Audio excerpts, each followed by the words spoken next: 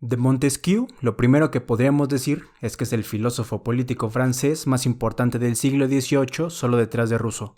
Ferviente creyente de la libertad y enemigo del despotismo, Montesquieu publicó en 1748 su obra cumbre, El espíritu de las leyes. El objetivo de este libro está en el nombre del propio libro, esto es, conocer el espíritu que encierran las leyes que hacen posible que vivamos en sociedad, pero no de un modo abstracto o rebuscado, sino a través de la observación del ser humano y la relación histórica que ha tenido éste con la ley. Las leyes, en su significado más extenso, no son más que las relaciones naturales derivadas de la naturaleza de las cosas, y en ese sentido, todos los seres tienen sus leyes. Dios tiene sus leyes, el mundo material tiene sus leyes, los animales tienen sus leyes, el hombre tiene sus leyes.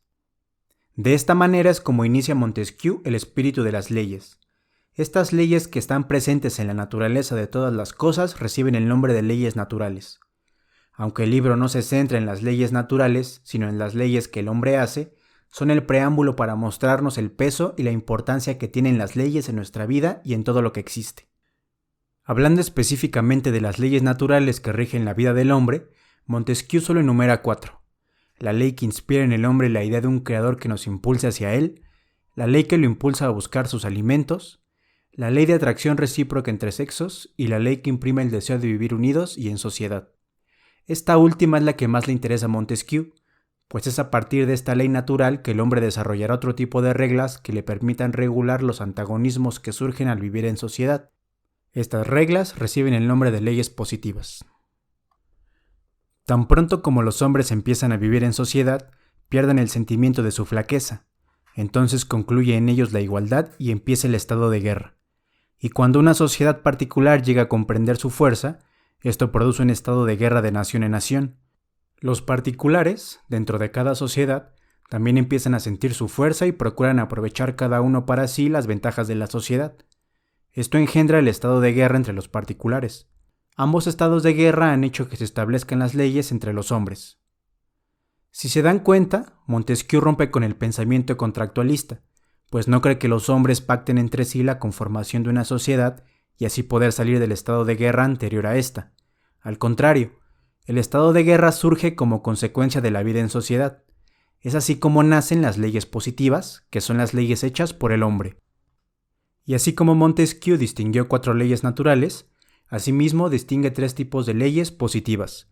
El derecho de gentes, que son las leyes que regulan las relaciones entre las naciones, el derecho político, que son las leyes que establecen las relaciones entre gobernantes y gobernados, y el derecho civil, que son las leyes que regulan las relaciones entre ciudadanos.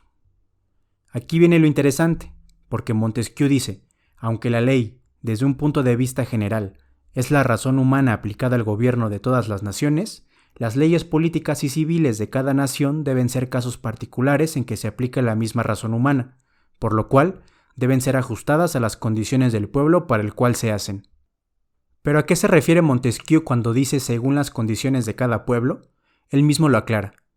Las leyes positivas deben estar en relación con la naturaleza física del país, cuyo clima puede ser glacial, templado o caluroso, ser proporcionadas a su situación, a su extensión, al modo de vida de sus habitantes, amoldadas igualmente al grado de libertad posible en cada pueblo, a su religión, a sus inclinaciones, a su riqueza, al número de habitantes, a su comercio, a sus costumbres, y por último, armonizadas a su origen y según los propósitos del legislador. En ese sentido, las leyes son diferentes en cada nación y deben estar relacionadas con todos estos factores que Montesquieu acaba de mencionar. Por ejemplo, tú como legislador de un país muy caluroso, no debes poner leyes que obstaculicen el acceso al agua, y si careces de esta, debes establecer leyes y acuerdos que garanticen su abasto. Bueno, pues esta relación que hay entre las leyes y todos los factores que Montesquieu mencionó hace un momento, como el clima, la religión o la libertad, es lo que él llama el espíritu de las leyes, de ahí su grado de importancia. Lo que yo intento hacer en esta obra es examinar todas esas relaciones, que forman en conjunto lo que yo llamo espíritu de las leyes. Examinaré, ante todo, las relaciones que las leyes tengan con la naturaleza de cada gobierno y su principio fundamental. Si logro establecerlo, se verá que de él brotan las leyes como un manantial.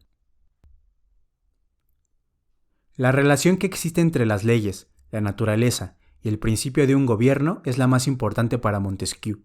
Por esa razón es la primera relación que va a analizar.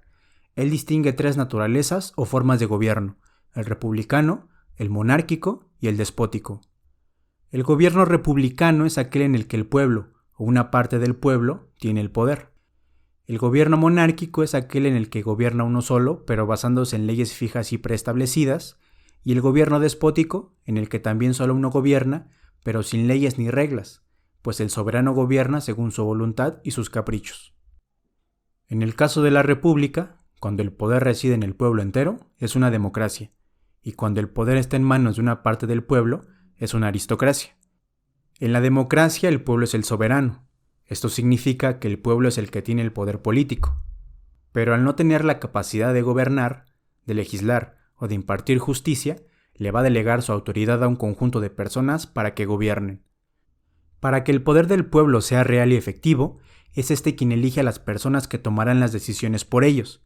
Las leyes más importantes en una democracia son el derecho al voto, el voto público para garantizar transparencia, y que las leyes deben estar refrendadas por el pueblo y orientadas a obedecer su voluntad. En el caso de la aristocracia, solo una parte del pueblo es soberano. Se puede ver no nada más una desigualdad política, sino también económica entre los aristócratas y el pueblo, el cual no participa en ningún tipo de elección y decisión.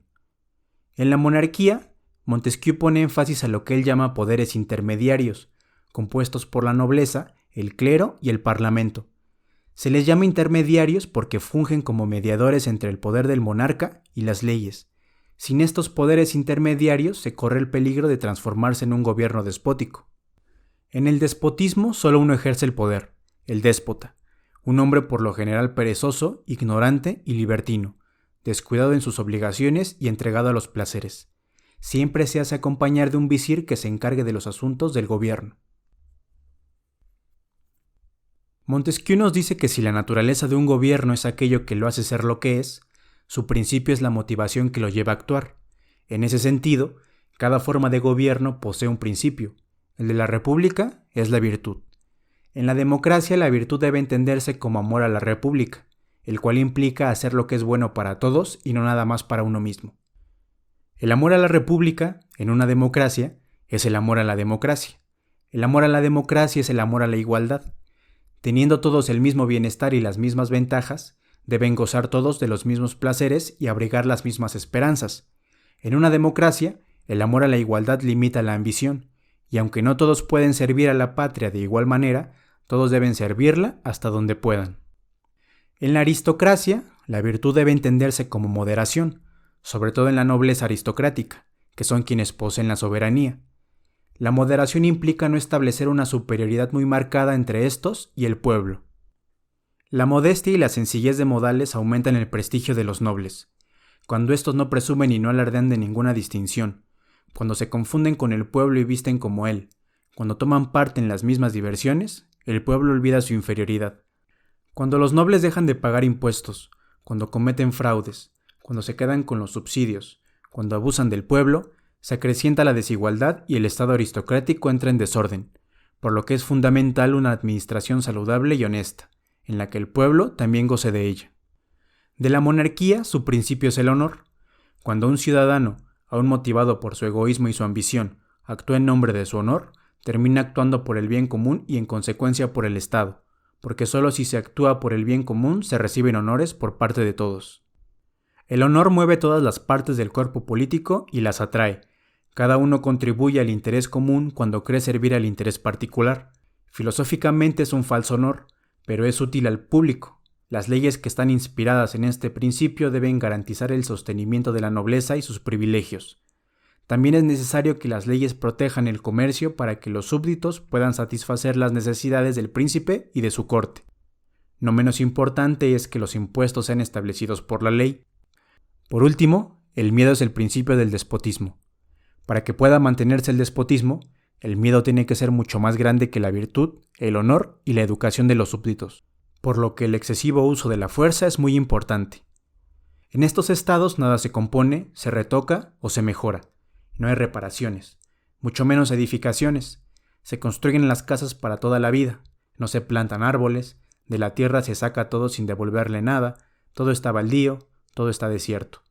Parecería natural que viviendo en estas condiciones los hombres se indignaran y sublevaran contra el despotismo, pero nada de eso, se resignan. En los climas cálidos es donde ordinariamente reina el despotismo.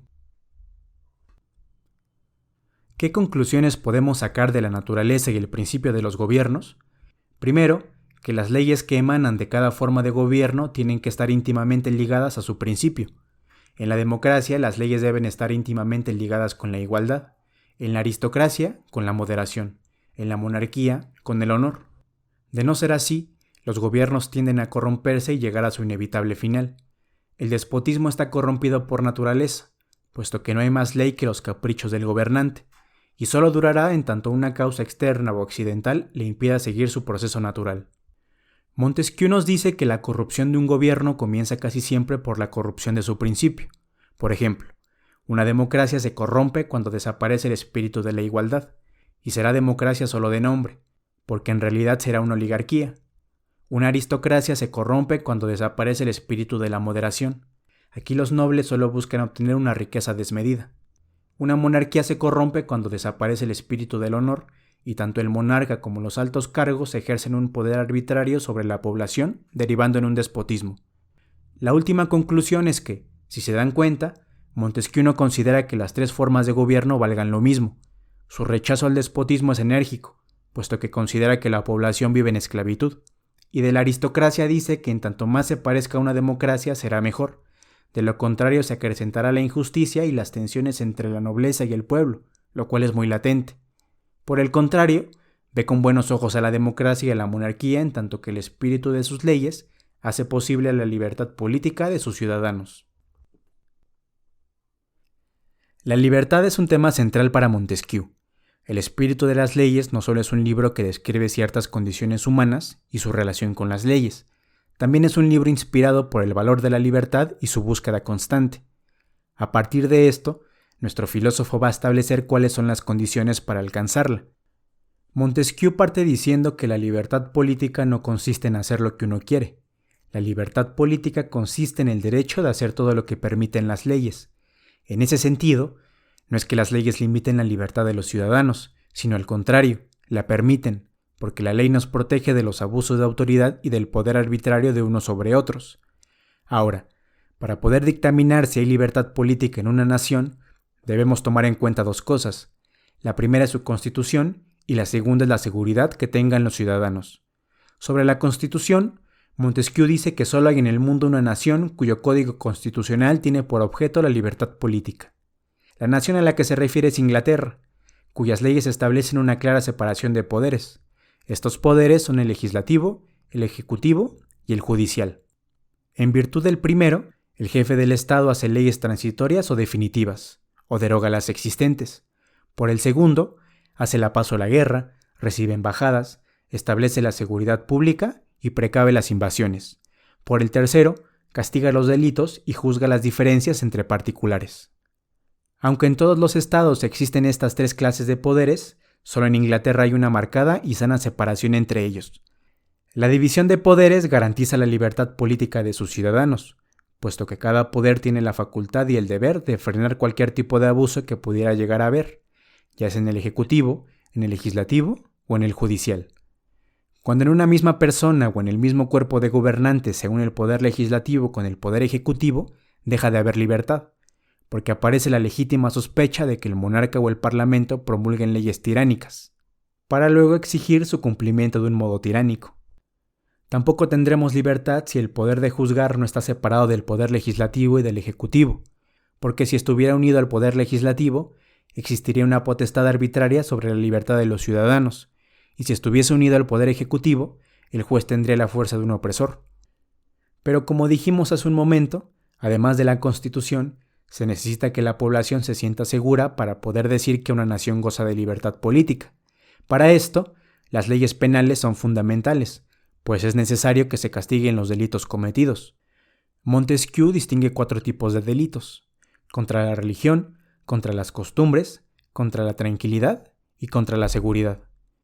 Si una nación goza de una buena constitución que garantice la división de poderes, cada uno con el poder de frenar a otro si éste pretende ejercer un control tiránico sobre todos, y si garantiza la seguridad de sus ciudadanos a través de leyes penales que castiguen a los ofensores, a través de procesos y penas justas apegados a derecho, se puede decir que esa nación goza de libertad política. Para concluir el tema de la libertad política, solo una cosa. Montesquieu cierra el caso de Inglaterra con una sentencia. No me corresponde a mí juzgar si los ingleses gozan o no en la actualidad de esta libertad. Me basta con afirmar que está plasmada en sus leyes. Como conclusión general, hay que decir que el espíritu de las leyes es una obra difícil, pues aparenta cierto caos, como un laberinto en el que es sencillo perderse. Sin embargo, el legado que nos deja es de gran valor, pues no solo reivindica el valor de la moderación al momento de gobernar, sino también la importancia de observar todas las relaciones existentes entre el ser humano, sus circunstancias y el mundo que le rodea, pues de estas relaciones surge la gran tarea de elaborar leyes que permitan ver por el bienestar de los demás. Espero que este video les haya gustado, nos vemos en la próxima.